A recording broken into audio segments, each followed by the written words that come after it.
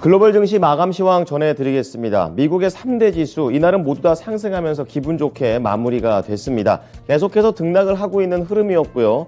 다우지수가 1%, 그리고 S&P 500이 1.4, 그리고 나스닥 지수가 1.6%로 어제 하락했던 것을 거의 다 회복하거나 다우지수나 S&P 500은 그 이상으로 조금 더 올라가는 흐름이 나오고 있습니다.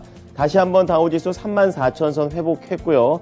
S&P 500 지수는 4,000대에서 안착되어 있는 모습, 그리고 나스닥 지수는 다시 한번 12,000선을 향해서 올라가는 흐름입니다. 자, 섹터와 업종별 흐름 보겠습니다. 어제 1.2% 평균 하락률을 보여줬는데 간밤에는 모든 섹터가 올라가면서 1.4%대의 개선된 흐름을 볼 수가 있습니다. 가장 좋았던 게 소재입니다. 2.2%대인데요. 약달러 덕분에 좀 상승을 하고 있습니다. 오늘 소재가 오르긴 했지만 여태까지 전체 그림에서 보게 되면은 최근에 고점을 찍고 살짝 내려앉는 흐름으로 읽어보시면 되겠고요. 이제 그 밑에 경기 소비재가 있습니다. 자, 계속해서 테슬라가 급락 이후에 상승세를 이어가고 있습니다. 이러한 부분들이 그대로 경기 소비재에서 자동차 업종이 강하게 가는 부분으로 나오는 흐름이고요. 여기에다가 소비자 서비스 업종을 제외하고 대부분의 업종들이 강세를 뗐다라는 점도 체크해 보시기 바랍니다. 상대적으로 이날은 위험자산 선호 현상이 좀 더 강했었기 때문에 유틸리티, 좀 더 방어주 성격을 띠고 있는 종목들은 약하게 올라갔습니다. 자, 이어서 종목으로 넘어가겠습니다. 아무래도 시장이 전반적인 상승세를 보였던 만큼 종목들의 분위기도 좋았습니다. 일부 종목들이 하락한 걸 제외하고는 다 상승을 했는데요. 자, IT부터 좀 체크해 보겠습니다. 애플이 상대적으로 좀 덜 올라갔고 나머지 종목들은 1%에서 최대 2.5%까지 상승하는 흐름이었습니다. 자, 애플이 이렇게 다른 종목들이 강하게 갈 때 덜 오를 수밖에 없는 게 실적에 대한 전망이 조금 부담 요인이 됐습니다. 결국에는 우려했던 게 약간은 현실로 드러나고 있는데요. 이제 3년 만에 실적이 부진하게 나올 것이다 라는 얘기도 나오고 있고, 그 원인으로는 중국입니다. 이제 중국에서 수요가 줄어들고 있다라는 점이 결국 애플의 매출에 악영향을 미칠 것으로 보입니다. 자, 그리고 그 가운데 가장 강했던 것이 아마존입니다. 2.5% 올랐는데요. 이날 아마존은 빠르면 2025년까지 100% 청정 에너지로 회사를 운영할 수 있을 것 같다라고 발표를 하게 되면서 긍정적인 내용으로 움직였었고요. 이날 큰 종목 말고 작은 종목 중에서 이제 엔터 쪽에 OTT 종목들 좀 보겠습니다. 파라마운트의 상승세가 좀 강력했는데요. CNBC의 콘텐츠를 추가로 좀 통합을 하게 되면서 콘텐츠 강화에 앞서겠다라는 내용에 따라 개별적인 이슈로 올라갔고, 중소형 단에서는 이러한 분위기 긍정적으로 봤습니다. 자, 그런 가운데 반도체 체크해 보겠습니다. 아쉽게도 마이크론 테크놀로지만 밀렸고 나머지 종목들은 상승하는 흐름이었습니다. 우선 필라델피아 반도체 지수가 1.9% 올라가면서 3거래일 만에 반등에 성공하는 흐름이었었고요.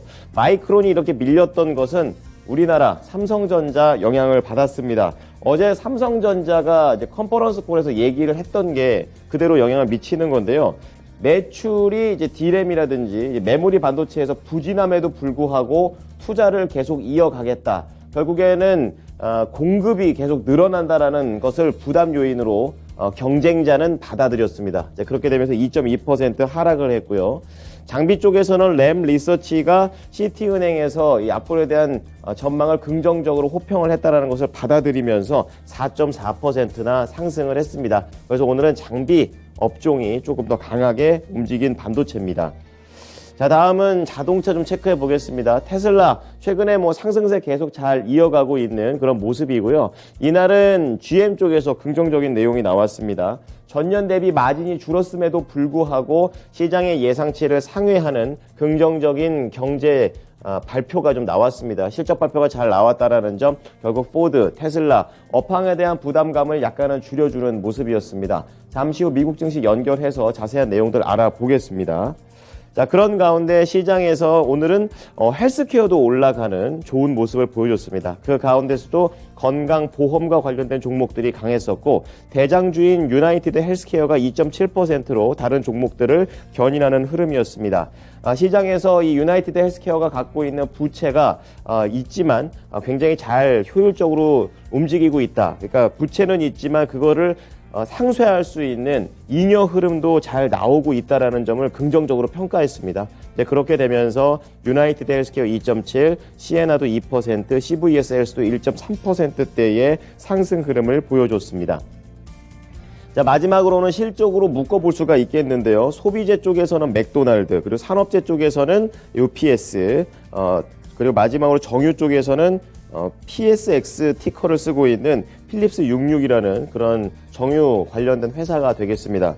맥도날드 쪽에서는 실적이 잘 나왔음에도 불구하고 전망이 부진하게 나오면서 1%대의 하락세를 보였고요. 유통의 또 대표적인 업체죠. UPS 같은 경우에는 호실적에다가 배당까지 늘린다라는 내용에 따라서 강세를 띄었습니다. 그리고 정유주들 중에서는 대부분의 종목들이 오른 가운데 필립스 66이라는 중소형단의 종목에서는 4분기 실적이 잘 안 나오게 되면서 다른 종목들이 다 가도 실적이 안 좋으면 못 가는 이런 흐름을 보였습니다. 자, 오늘 특징주 두 가지인데요. 모두 다 실적으로 역시 뽑아봤습니다. UPS 좀 더 자세하게 보겠습니다. 실적 자체가 다 좋았던 건 아닙니다. 혼조였습니다. 작년 4분기 실적이 매출이 전년 대비 270억 3,300만 달러. 이 부분은 예상치를 하회했지만 주당 순이익이 3.62달러가 나오면서 긍정적이었습니다. 이 국제 배송 사업 부분이 일일 평균 거래량 자체가 줄면서 전년 대비 8% 감소한 거는 안 좋았지만 의료 사업을 이 회사에서 동시에 진행을 하고 있는데 여기에서는 성장세가 잘 나오면서 이러한 본업에 대한 본업이 부진했다라는 것을 충분히 좀 상쇄해주는 모습이었습니다. 여기에 더해서 배당도 계속 올리는 긍정적인 내용인데요. 올해 1분기부터 주당 1.62달러로 올립니다. 14년 연속으로 배당을 계속 올린다라는 점, 투자자들의 그런 판단을 좋게 만들었습니다. 장대 양봉 나오면서 이날 UP에서 4.6% 올랐고요. 185달러까지 회복을 했습니다. 자, 다음은 캐터필러 보겠습니다. 역시 실적이 혼조됐는데 UPS에 비해서 캐터필러는 이렇게 하락을 했습니다. 물론 최근에 상승세가 워낙에 가파랐기 때문에 이것과 관련된 차익 매물도 있었습니다. 자, 우선 4분기 실적이 매출이 166억 달러, 매출은 좋았습니다. 하지만 주당 순이익이 3.95달러로 전망치를 하회했고 분기 실적 자체가 29%가량 밀렸다는 점, 시장에서는 좀 부담 요인으로 봤습니다. 그러니까 전체적으로 캐터필러는 외형 자체는 다 커졌지만 제조 비용이 높다라는 점, 그리고 환율 상황이 캐터필러한테 불리하다라는 것이 악재가 됐습니다. 조금 더 안 좋은 쪽으로 해석되면서 3.5% 하락했고요. 그래도 장중에 바닥 찍고 다시 한번 밑꼬리 달고 올라가는 뒷심을 보여주기도 했습니다. 252달러에 거래를 마쳤습니다. 자, 이어서 미국 현지 연결해 보겠습니다. SH 인베스트먼트 김선영 연구원입니다. 연구원님 안녕하십니까? 네, 안녕하십니까? 네. 자, 뉴욕 증시 3대 지수가 또 하루 만에 반등에 성공을 했습니다. 어떠한 내용들이 있었나요? 예, 4, 4분기 임금 상승률이 예상보다 완화되고 대기업들의 실적 개선 소식이 겹치면서 오늘 뉴욕 증시는 3대 지수가 모두 1에서 1.7%대 강한 상승세를 보였습니다. 최근 미국의 임금 상승세 둔화 흐름을 다시 확인시켜주면서 내일까지 이어지는 FOMC에서 25 베이시스 포인트의 금리 인상이 발표되겠지만 향후 속도 조절에 대한 기대감이 높아지는 상황인데요. 연방노동부는 4분기 고용비용지수 ECI가 1%포인트 상승해 예상치였던 1.1%포인트에 미치지 못했고 3분기보다 둔화됐다고 발표했으며 ECI는 연준이 노동시장 상황을 반영하는 중요한 인플레이션 지표로 간주하기 때문에 시장에서는 연준이 기대하는 임금 인플레이션이 진정되기 시작했다는 신호로 받아들이는 모습인 가운데 월스트리트저널은 경제지표 흐름상으로 볼 때 연준이 3월 21일과 22일 열리는 FOMC에서 또 한 번 0.25%의 금리 인상을 결정한 뒤 이후 일단 멈춤 상태에 들어갈 것으로 예측하고 있습니다. 여기에 대기업들의 실적 개선 소식 역시 호재였는데요.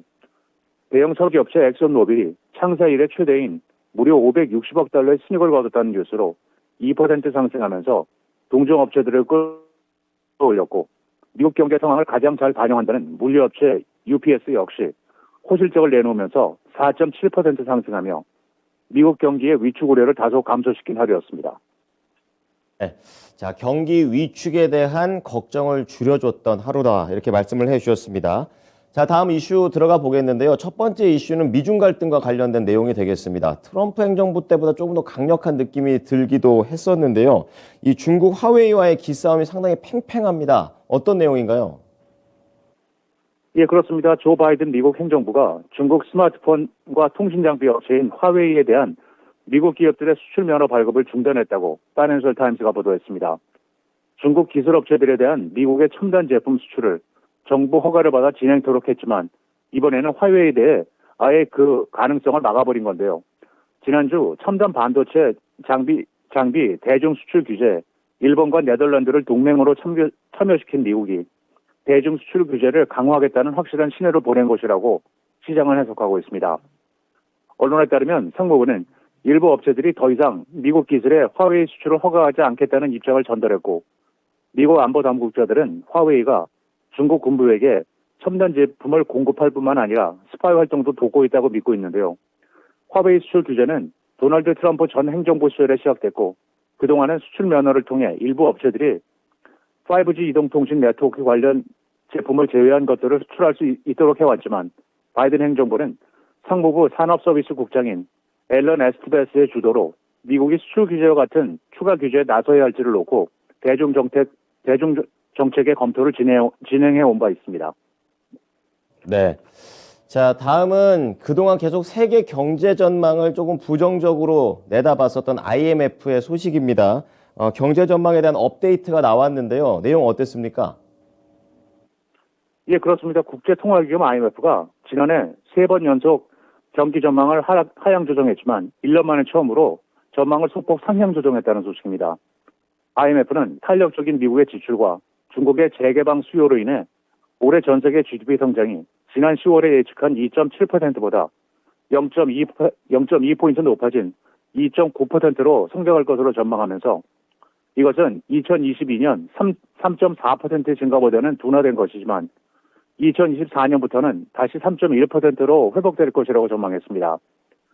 인플레이션에 대해서는 올해 세계 소비자 물가 상승률은 6.6%로 둔화될 것으로 예상했으며 이것은 2022년에 8.8%보다 완화된 수치로 지난 10월에 예측한 것보다는 0.1%포인트 높은 것으로 2024년에는 4.3%대로 둔화될 것으로 예측하고 있습니다.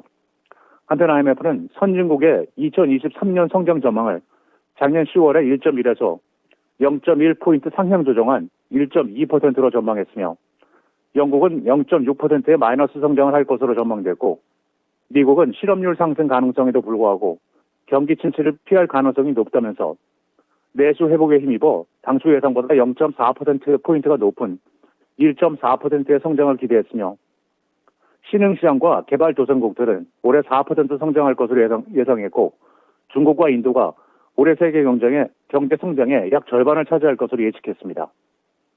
네. 자, 신흥국들의 약진이 좀 돋보이는 것 같습니다. 자, 다음 종목 얘기 나눠보겠는데요. 이날 테슬라도 잘 갔고, 포드, GM 모두 다 잘 갔습니다. 자동차 완성차들의 흐름이 좋았는데, 이제 그 중에서도 이렇게 상승을 한 몫을 할 수 있었던 게 GM의 실적 발표였습니다. 얼마나 잘 나왔나요? 예, 예상을 상회한 분기 실적 발표에 힘입어 미국 최대 자동차 업체 제너럴 모터스의 주가가 오늘 8.35% 상승해 39달러 32센트의 거래를 마쳤습니다. 제너럴 모터스의 4사분기 주당 순이익은 2달러 12센트, 매출은 431억 1천만 달러로 시장 예상치인 1달러 69센트와 매출 406억 5천만 달러를 대폭 상회한 것이었는데요. GM의 강력한 실적은 미국 내수가 탄력적이었고 기록적으로 낮은 재고로 미국의 자동차 산업이 정상화된 데 따른 것이란 분석인 가운데 회사 측은 올해 연간 전망 EPS를 시장 예상치 5달러 73센트를 상회하는 6에서 7달러 사이로 제시했으며 올해 영업 부분 활동에서 약 160억에서 200억 달러의 현금 흐름과 최대 70억 달러의 잉여 현금 흐름을 예상하고 있습니다. 네. 자, GM의 긍정적인 발표 내용까지 알아봤습니다. 자, 내일 예정된 경제 지표와 기업들의 실적 발표 일정은 어떻게 되나요? 예, 마지막으로 내일은 ADP사의 1월 민간 부분 고용 지표가 발표되며 시장 예상은 전달 대비 19만 명 증가이며 이어 전미 공급관리자협회 ISM의 1월 제조업 PMI, 연방 상무부의 12월 건설 지출이 이어지고 메타 플랫폼스를 시작으로 휴메나, 노바티스, 알트리아, 올스테이트, 브링커 인터내셔널, 이베이, 맥케슨, 클릭앤소파, 티모빌, 웨이스트 매니지먼트, 보스턴 사이언티픽, 어메리소스 버겐, 그리고 매트라이프가 지난 분기 실적을 발표합니다. 지금까지 SH인베스트먼트 김선영 연구원이었습니다. 오늘 말씀 잘 들었습니다. 예, 감사합니다. 자, 이어서 유럽으로 넘어가 보겠습니다. 유럽은 방향성이 참 애매했습니다. 장중에 하락을 했다가 장 후반에 회복을 하는 그런 흐름이었었고요. 주요 증시들의 흐름을 보시게 되면 역시 보합권에서 등락을 했습니다. 영국만 반등에 성공하지 못하는 흐름으로 보시면 되겠습니다. 자, 이날 유로존 4분기 GDP가 발표됐습니다. 잠정치고요. 이날 3분기보다는 0.1% 개선됐고 그리고 전년 대비해서는 1.9% 나아진 그런 모습입니다. 시장의 예상치를 상회하게 되면서 이날 호재로서 작용을 했습니다. 하지만 미국의 FOMC 결과 그리고 유럽중앙은행, 그 영국의 영란은행의 금리 정책이 앞서 있기 때문에 이러한 경제 지표도 일부 상쇄되는 흐름으로서 시장에 반영이 됐습니다. 자, 이어서 상품 시장 넘어가겠습니다. 유가가 올랐습니다. 다시 79달러 근처까지 상승을 했는데요. 올랐지만 이 월봉으로 보게 되면 3개월 연속의 하락세를 띄고 있기 때문에 큰 그림에서는 약간씩은 밀리고 있다라는 점이고요. 시장에서는 이러한 부분에 대해서 경기 불확실성 때문에 투자자들이 약간은 관망하고 있다 정도로 해석을 했습니다. 자, 다음은 구리 가격입니다. 0.7% 달러 약세가 나오게 되면서 구리 가격 그리고 금 가격 모두 다 가볍게 움직일 수 있었던 밑바탕이 됐고요. 10년물 국채금리 수익률은 6.1bp 하락했습니다. 25bp를 연준에서 올리는 것은 뭐 거의 기정사실처럼 지금 얘기하고 있는 가운데 앞으로 연준의 이 금리 경로에 대한 부분을 좀 더 보고 가자라는 관점에서 최근 상승세를 약간은 돌리는 흐름이었습니다. 지금까지 글로벌 증시 마감 시황이었습니다.